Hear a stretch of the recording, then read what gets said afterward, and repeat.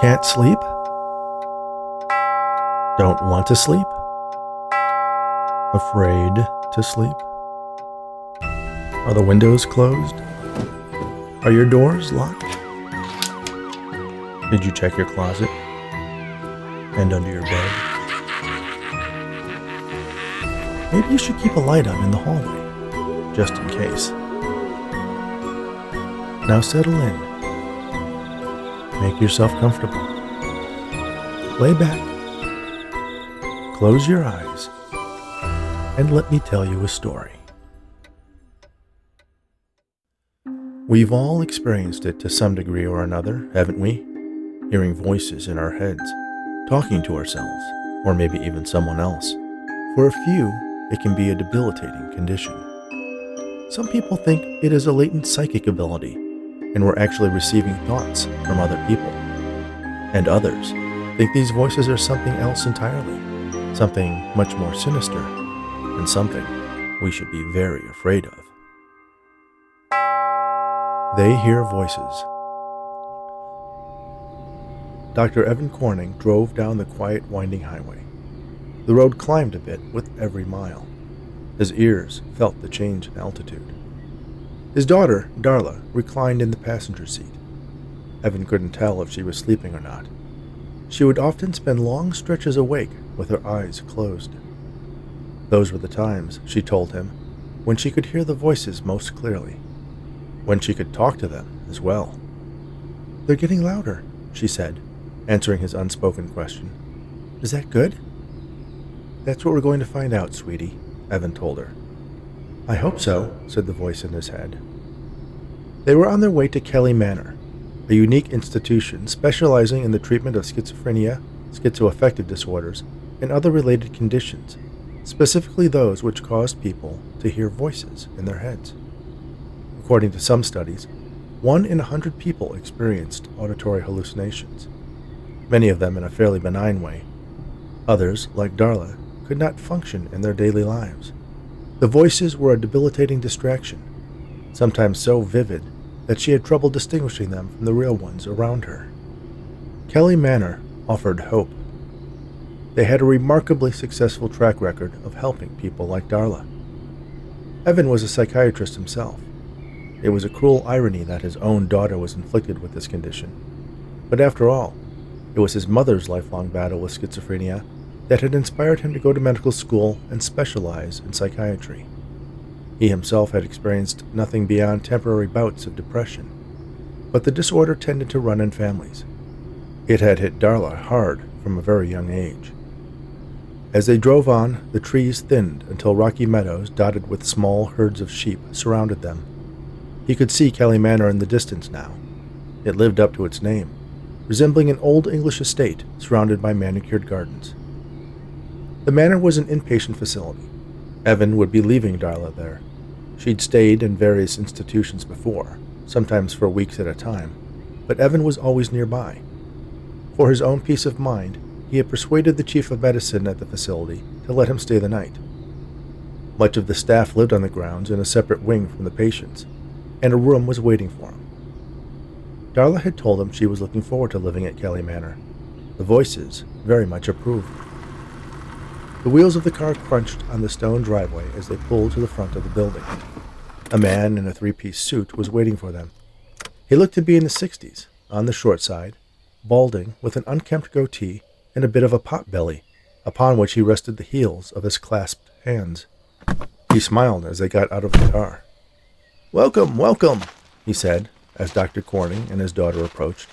"How was your drive?" "It was beautiful," Evan said. The man didn't seem to hear him, though. He focused his attention on Darla. Evan noticed that his daughter's expression was matching the friendly smile of their host. "It's louder here," she said. "Yes, it is, isn't it?" the man replied. He turned his attention to Evan and extended his hand. "Hello, Dr. Corning. I'm Dr. Kelly," he said. Evan shook his hand, a bit surprised. "Any relation?" he asked. "Yes. My great-grandfather built Kelly Manor in the 1930s and oversaw its conversion to what it is now before he died. But I assure you, my position is not solely because of my ancestry. I worked my way through college as an orderly here, and once I finished my residency, I joined the staff. 40 years later, I'm now the chief of medicine for the Institute." "Congratulations," was all Evan could think to say. "Shall we go inside?" he asked rhetorically. Dr. Kelly offered his hand to Darla, who grasped it with her own. He led her up the path to the stone steps of the manor. A man, who Evan assumed was a guard, opened the enormous wooden doors for them. He saw the sentry-worn earpiece, connected to a hidden radio. He thought he could also discern a bulge under the man's jacket, which he hoped was for a taser or some other non-lethal weapon rather than a firearm. The inside still bore the hallmarks of an ornate home, except for what appeared to be a registration desk that attempted to blend in with the decor. Dr. Kelly led them to the desk and introduced Darla to the woman sitting there. "Evelyn, this is Miss Corning. I believe you're expecting her," he said. Evelyn smiled warmly. "Of course. So nice to meet you. Can you show me your left wrist?" she asked. Darla extended her arm toward the receptionist, and the woman snapped a plastic bracelet with a QR code printed on it around her wrist. "Come, I'll show you to your room," Evelyn said, rising from her chair and crossing around the desk. Darla cast an inquisitive glance at her father. Evan nodded, and she happily went off with Evelyn down a hallway. "Come, let's talk. I'm sure you have a lot of questions," Dr. Kelly offered. Evan followed Dr. Kelly in the opposite direction. They took a turn down a hallway that led toward the rear of the west wing of the building. The passage ended in an office that was likely once a drawing room. It was large, with floor-to-ceiling windows that opened out onto a flower garden at the rear of the estate. Dr. Kelly motioned for Evan to sit in a chair in front of the ornate desk, while he circumnavigated the oversized escritoire and settled into the high-backed leather chair behind it. He tapped at a few keys on a keyboard. A display built into the surface of the desk came to life, and Evan could see an electronic version of Darla's file. "I see you have been dealing with Darla's condition since she could speak," Evelyn explained. "She was 3 when we realized she was hearing voices we couldn't." "And your mother was diagnosed with schizophrenia?" "Yes." "And yourself?" "What about me?" "Have you ever heard voices?" Dr. Kelly asked. "No," Evan replied instantly. "Never? It's unusual for the condition to be so strong in someone's parent and child, and for that person not to experience something similar." "I don't hear voices," Evan insisted. Sometimes he talked to himself in his head, but that differed completely from what he saw with his mother and how Darla described her auditory hallucinations. It was just random thoughts rising to his conscious mind. "Just random thoughts," assured the voice in his head. Dr. Kelly dropped the subject. "Do you have any questions for me?" he asked. "Yes," Evan replied, leaning forward. "How do you do it?" Dr. Kelly smiled, as if he expected that to be Evan's first question. "How exactly do you help people like Darla? I've done some research into your program. From the results you claim, it seems your methods are far more effective than any other medication or procedure, even electroconvulsive therapy." "Yes, we are fortunate to be of help where other treatments have failed," he confirmed. "So what's your secret?" Dr. Kelly hit a key on his keyboard that darkened the inlaid display. He sat back, tenting his fingers over his belly, which seemed even more ample when he was sitting down. "I'm not sure a medical doctor would understand," he said. The answer surprised Evan. "Aren't you a medical doctor?" "Yes, I am. I also have a Ph.D. in theoretical physics." "What does that have to do with schizophrenia?" Evan asked. "Everything," Dr. Kelly answered. He paused a moment, evaluating Evan's reaction to his reply. "The reason we are so successful is that we recognize the fact that the voices that our patients hear are not auditory hallucinations. They are, in fact, quite real." "I didn't see that coming," said the voice in his head. Evan was confused. "Real?" "Yes," Dr. Kelly said. "To put it plainly, they are the voices of interdimensional beings." Evan waited for Dr. Kelly to smile mischievously, but his visage remained serious. "Interdimensional beings?" Evan asked. "Indeed. They're trying to make their way into our universe by projecting their consciousness into our dimension. In so doing, They inadvertently make themselves known to people who are sensitive to their efforts." "I can't tell if you're being serious," Evan said, somewhat surprised by the revelation. It was not anything close to what he expected Dr. Kelly to tell him. "I'm completely serious. Unfortunately, we don't know much more about them than that they exist, and their intentions are hostile." Evan sat back in his chair.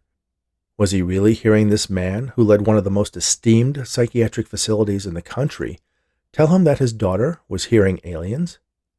"I know it's a little hard to believe. Most people who work here have trouble accepting it at first. But once you've been here a while, the evidence becomes quite undeniable."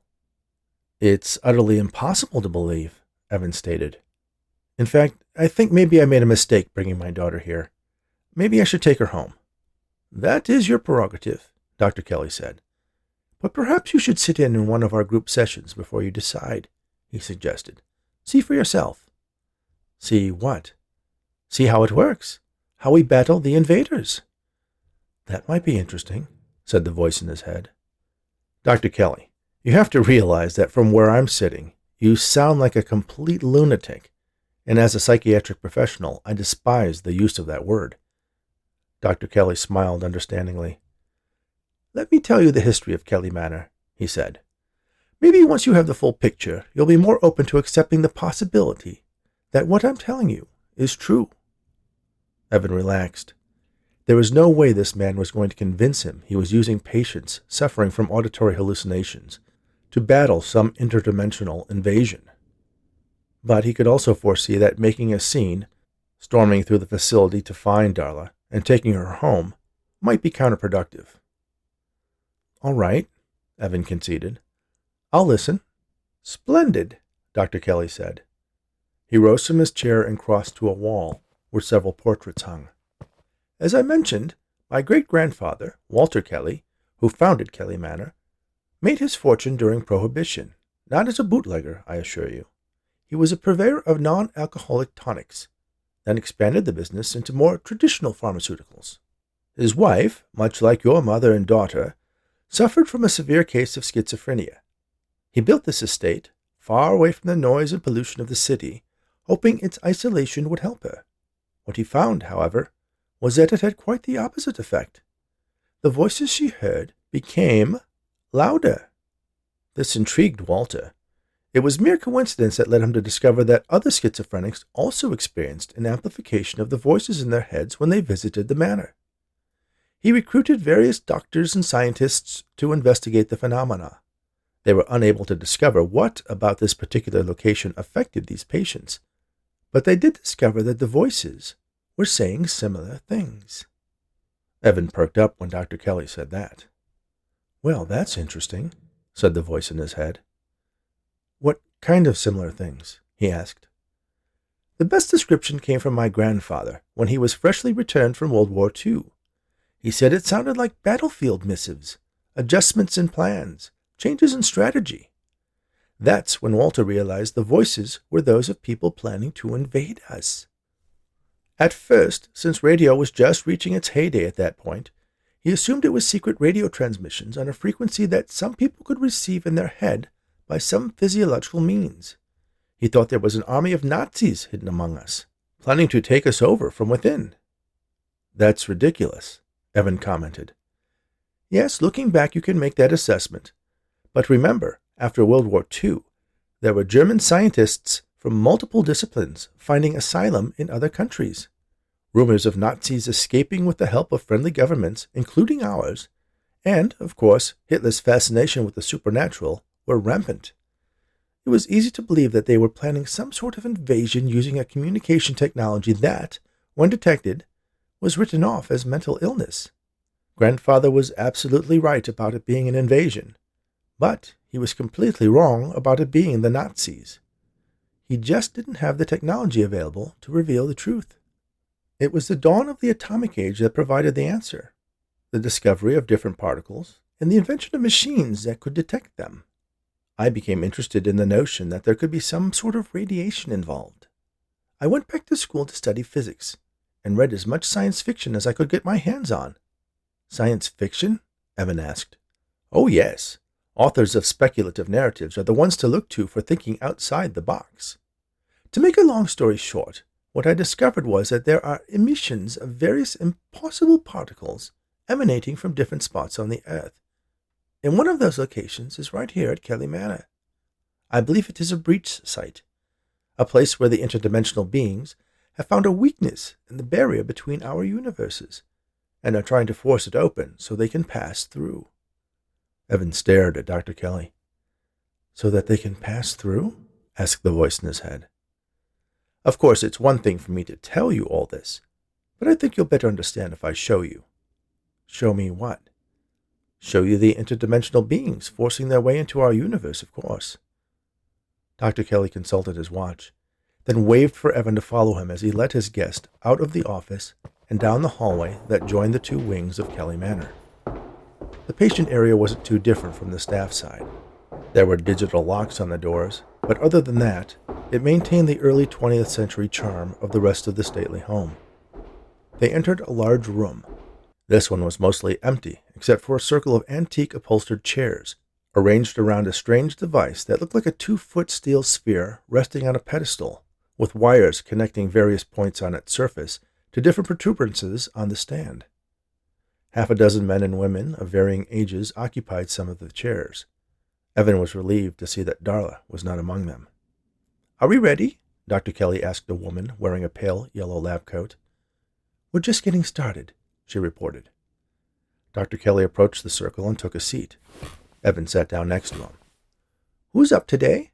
Dr. Kelly asked. "Peter," the woman replied. Dr. Kelly looked across the room to a tall, skinny man wearing a tattered bathrobe over striped pajamas. "Good luck, Peter." Peter nodded nervously, then pressed his hands over his ears as if that could silence the voices in his head.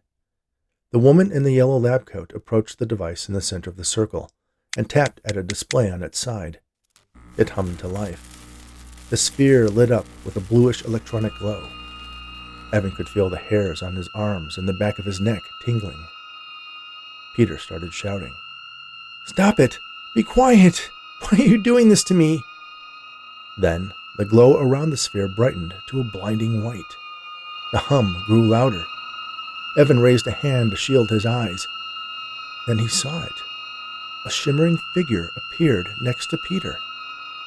"The device emits a shower of particles that reacts with the interdimensional breach," Dr. Kelly explained to Evan.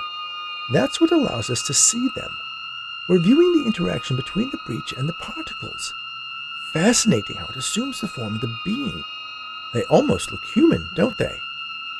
Evan looked closer at the shimmering silhouette. It had 2 arms and 2 legs, a torso, and a head on a neck, but the proportions were all off. It was definitely not human. "Now, Peter," the woman said. Peter looked up and saw the shape in front of him. He rose to his feet and stared at the being.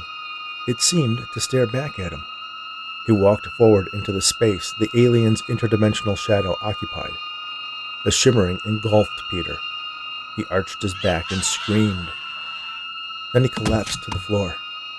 The woman switched the machine off, then went to make sure Peter was breathing and had a pulse. She gave an affirmative nod to Dr. Kelly. "What the hell was that?" Evan asked. "Could this really be what Dr. Kelly says it is?" asked the voice in his head. "When someone who is receptive to the voices of the interdimensional beings interferes with the attempted breach by occupying the same space, it causes a counterreaction," the doctor explained. "Imagine the boundary of our 2 dimensions as a large rubber band stretched between 2 trees. The beings on the other side walk into it, stretching it. The closer they get to us, the more force the rubber band exerts to pull them back. They hope that the rubber band will break, and they will cross over into our world. But when Peter stepped in its path, it snapped back to where it came from. This has the added benefit of permanently severing the patient's connection to the other dimension. No more voices." Peter sat up, confused. The woman in the yellow lab coat helped him to his feet. He smiled at her as if a great burden had lifted from him. "That's unbelievable," Evan said. Yes, it is. And yet, you just saw it." Evan joined Dr. Kelly and some of his staff for dinner in a grand dining room. No one spoke about the events that had transpired earlier, nor anything to do with interdimensional beings. They teased one another about sports team rivalries, and talked about the weather and running and various fad diets they wanted to try, just like regular people. He was assigned a room. It was comfortable and quiet, but he laid unsleeping on his bed nonetheless. Was it possible that Darla was hearing the voices of aliens from another universe? That his mother had as well? "And what about you?" asked the voice in his head. At some point, fatigue overcame his desire to wrestle with this new reality, and he fell asleep. In the morning, he visited Darla in her room. She was deep in conversation with one of her voices, who appeared to be taunting her. He had determined the previous evening that despite what Dr. Kelly had shown him, he was going to take her home. But now, he wasn't sure. "She should stay. They can help," said the voice in his head. What if they actually could help Darla? Even if Dr. Kelly's explanation was pure fantasy, whatever he was doing was working. What if he could free his daughter of this curse and give her a normal life? Shouldn't he do that? "Yes, you should," said the voice in his head. "Come in," Dr. Kelly said in response to the knock at his office door. Peter opened it and walked into the office, looking around at the various extravagances in the room as he made his way to a chair in front of the desk. He sat down and the two men stared at one another. And then Dr. Kelly smiled conspiratorially. Peter looked at the doctor, studying his face, a glint of recognition causing him to smile back. "It worked," the younger man said, surprised. "Of course it did. I wasn't sure. It's hard to see in this body. Its senses are so dull. You'll get used to it. So how are things on the other side?" "Not good," Peter sighed. "The entropy is accelerating. We need to move faster." Dr. Kelly nodded. The being inhabiting the doctor found it amusing that people of this world were so easily convinced that he was denying his kind entry to this universe, when in reality he was facilitating it. Ever since the first successful breach, Dr. Kelly's own possession by the being known as Krellar, the evasion had proceeded slowly but surely. Over the years, they had made adjustments to Dr. Kelly's device to help widen the breach, not seal it like they had told the humans. Each patient who had been cured had actually had their consciousness supplanted by a refugee from the other side. Only the thoughts and memories of the interdimensional beings could cross the breach, but it was enough. Ever since they had discovered the soft spot between their universes, and minds on the other side receptive to communication with themselves, they knew there had to be a way to use it to escape the hastening demise of their own dimension. It was a bold plan, but they were desperate. Fortunately, the technology of the humans had advanced to where creating the device that perforated the barrier from their side was possible. All it had taken was the right nudges in Dr. Kelly's susceptible mind. A subtle voice in the human's head urging him to look into certain lines of research. Try this, build that. He thought he was fighting against the invaders, while he was actually making a foothold in their world possible. At that first breach, Krellar overlaid himself onto the doctor, replacing the human's consciousness with his own. He had access to all of Dr. Kelly's memories and thoughts and full control of his body. The human form was imperfect, a pale imitation of their original selves, but it was better than extinction. "The transitions are becoming easier the more of us there are on this side," Krellar explained. "It didn't feel easy," Peter, or rather Telekmon, complained. "Trust me, compared to what I went through, it was a walk in the park. Eventually the opening in the barrier will become permanent, and our compatriots will be able to freely cross their consciousnesses from our dimension into anyone here, not just these damaged people." "How long will that take?" Telekmon asked. "Not too much longer. We should be able to make the breach permanent soon." "Do you ever feel guilty?" Telekmon asked. "I mean, it's not their fault that their universe is next to ours." "Survival of the fittest is what I believe they call it here," Krellar said offhandedly. "They had their chance to stop us, and they failed." "Are there enough of these damaged minds for us to possess to make it happen?" "There are," Krellar said with confidence. He brought the computer screen embedded in his desk to life and called up a file. Dr. Evan Corning's face appeared, surrounded by alien text that continually shifted and morphed. "All we need is a little help to bring them here." Evan said his goodbyes and kissed Darla on the forehead. He left her room and walked back down the large, empty corridor to the front door. On the way, he passed the patient he had witnessed undergo Dr. Kelly's treatment. "Peter, isn't it?" Evan asked. The man nodded, smiling. He held a radically different posture, had cleaned himself up, combed his hair, and put on street clothes instead of pajamas. "I saw what happened to you in that breach room. How are you feeling?" "I feel incredible," Peter replied. "And the voices?" "Gone. It's like I've been reborn," he said gleefully. "Have a safe trip home, Dr. Corning." "Yes, home. We must go back, find others we can help, and bring them here," said the voice in his head.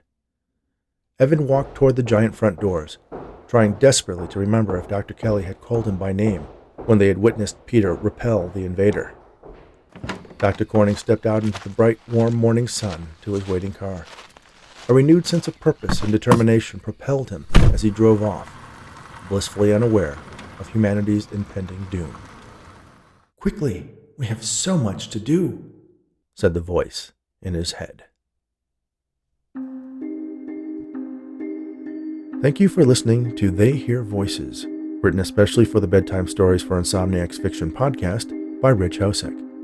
Please remember to subscribe on your favorite podcast app, rate us on Apple, Spotify, and Audible, and share these stories with anyone who enjoys audiobooks. Speaking of audiobook, the audio versions of Rich Hosek's novels are currently available on this very podcast. And if you're looking for other original story podcasts, check out asreadbyme.com. They have an eclectic mix of fiction, poetry, and essays that are sure to keep you entertained, all read by the authors. For more information about this podcast, visit bedtimestories.studio, and you can find out more about the host of Bedtime Stories for Insomniacs at richhosek.com. Thanks again, and all the very best.